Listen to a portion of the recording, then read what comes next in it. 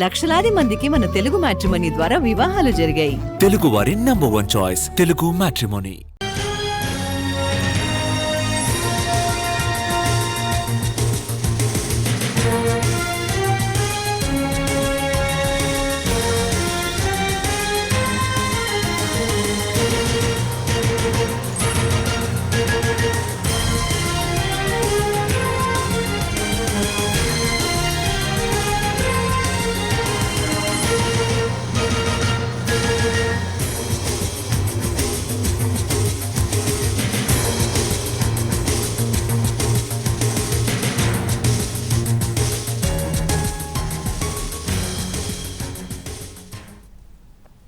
Phone tapping కేసులో కీలక twist చోటు చేసుకుంది. అమెరికా నుంచి ప్రధాన నిందితుడిగా ఉన్న ప్రభాకర్ రావు హైదరాబాద్ చేరుకున్నారు.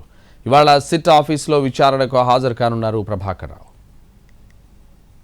ఫోన్ ట్యాపింగ్ కేసులో కీలక సూత్రధారి ప్రభాకర్ రావు అమెరికా నుంచి హైదరాబాద్ చేరుకున్నారు. శంషాబాద్ ఎయిర్పోర్ట్లో దిగారు.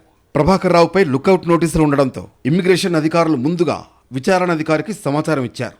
4 గంటల పాటు ఎయిర్పోర్ట్లో ఉన్న ప్రభాకర్ రావుకు ఇతర ప్రయాణికులు ఇమ్మిగ్రేషన్ పూర్తయిన తర్వాత ప్రాసెస్ పూర్తి చేశారు. ఇమ్మిగ్రేషన్ పూర్తి కావడంతో శంషాబాద్ ఎయిర్పోర్ట్ నుంచి బయటకొచ్చారు.